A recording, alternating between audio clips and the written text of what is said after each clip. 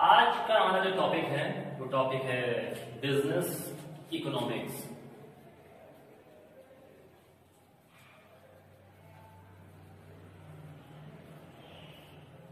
Business बता चुके हैं, इकोनॉमिक्स क्या होता है।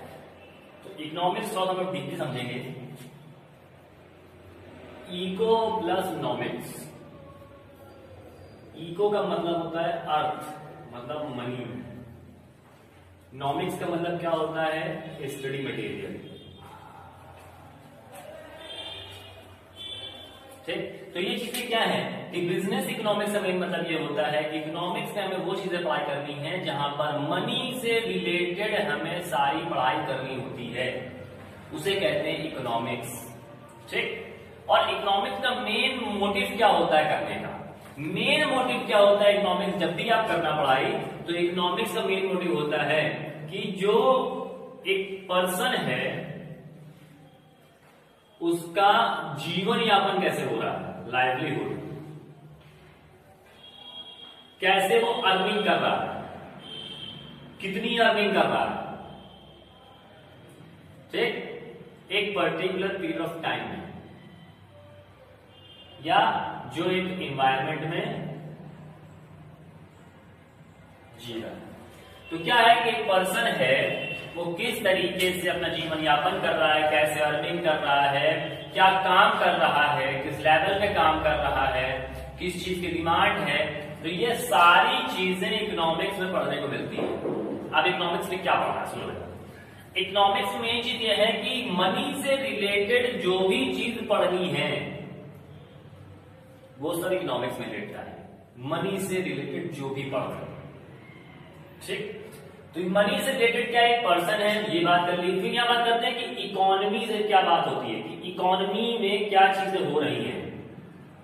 वो सारी चीजें मतलब अर्थव्यवस्था से संबंधित, अर्थव्यवस्था में रुपए से संबंधित जितना भी काम हो रहा होता है वो सारी चीजें हम लोग इकोनॉमिक्स में पढ़ते हैं, ठीक।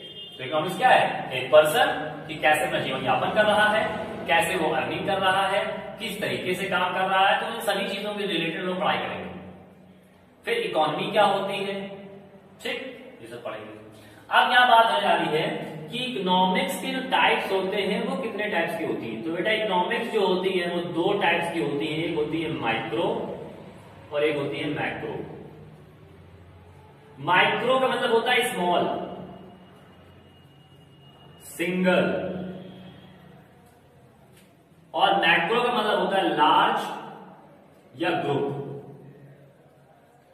अब वही बात करेंगे कि भैया माइक्रो में कौन कौन से टॉपिक्स हैं जिनका स्टडी करनी है। तो बात करनी है लोगों को डिमांड के बारे में, सप्लाई के बारे में, कॉस्ट के बारे में, प्रोडक्शन के बारे में, मार्केट से रिलेटेड, कंज्यूमर से रिलेटेड, और बहुत सी चीजों के बारे में बात करनी है इंडिविजुअल बेसिस पर, मीन्स एक सिंगल पर्सन के बेसिस पर, सिंगल चीज के बेसिस पर। फिर बात करते हैं मैक्रो में क्या है। तो मैक्रो में पढ़नी है नेशनल इनकम। फिर बात कर लेते हैं नेशनल इनकम के बाद हम लोग कि एग्रीगेट डिमांड क्या होता है, एग्रीगेट सप्लाई क्या होती है, और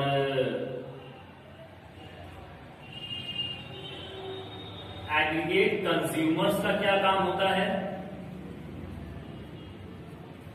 तो इन सभी चीजों पर जब लोग बात करनी है तो इस चीजों पर बात करी जाएगी, ठीक। तो हम इन्हीं चीजों पर बात कर लेते हैं कि कम्युनिकेशन क्या होता है, कैसे कैसे होती है। तो टॉपिक बताते हैं। डिमांड क्या है? डिमांड क्या है मतलब कि एक कंज्यूमर अपनी इनकम के अकॉर्डिंग किसी चीज, किसी गुड्स की जो मांग करता है, जो उसको जरूरत होती है, उसे डिमांड करती है। सप्लाई क्या है कि एक जो प्रोड्यूसर है, जो सेलर है, वो कंज्यूमर की मांग या उसके डिमांड के अनुसार जो उनको उपलब्ध करवाते हैं, उनके रीजनेबल प्राइस पर, वो सप्लाई होती है।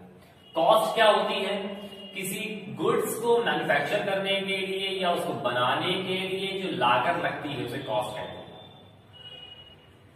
प्रोडक्शन क्या होता है? प्रोडक्शन का इन सेंस कि हमने क्या कहा कि किसी चीज को बनाने में जो लागत लगती है वो कॉस्ट है, लेकिन किन किन चीजों से बनाया जाता है? फैक्टर कॉस्ट भी होते हैं, एक फिक्स्ड कॉस्ट होता है, वेरिएबल कॉस्ट होता है। मतलब एक कैपिटल और एक लेबर। कैपिटल हमारी क्या होती है? फिक्स होती है। लेबर क्या होता है? वेरिएबल होता है। तो स्थिर और परिवर्तित कारक जो होते हैं उन दोनों से मिलकर के जो हमारी चीजें बनती हैं वो होता है प्रोडक्शन। मार्केट क्या होती है कि कितने टाइप्स की मार्केट्स होती हैं, उन सभी चीजों को हमें यहाँ बात करनी है। जैसे क्या होता है? परफेक्ट कंपटीशन मार्केट होती है, जिसमें कंपटीशन बहुत ज्यादा होता है, जहां पर बहुत से सेलर्स होते हैं सेम लेके, वो जो होता है प्रोडक्ट, सेम प्रोडक्ट लेकर। फिर होता है मोनोपोली, एकाधिकार, मोनोपोलिस्टिक एकाधिकारी। फिर होता है डिओपोली, जिसमें 2 दुकानदार होते हैं, और एक होता है ओलिगोपोली, जिसमें कुछ दुकानदार होते हैं। तो जिस पर्पस में बात करनी है। फिर मैक्रो बात कर लेते हैं। मैक्रो का मतलब क्या होता है? जो ग्रुप बेसिस दैट जहां पर आपको पूरे नेशन की बात करनी होती है।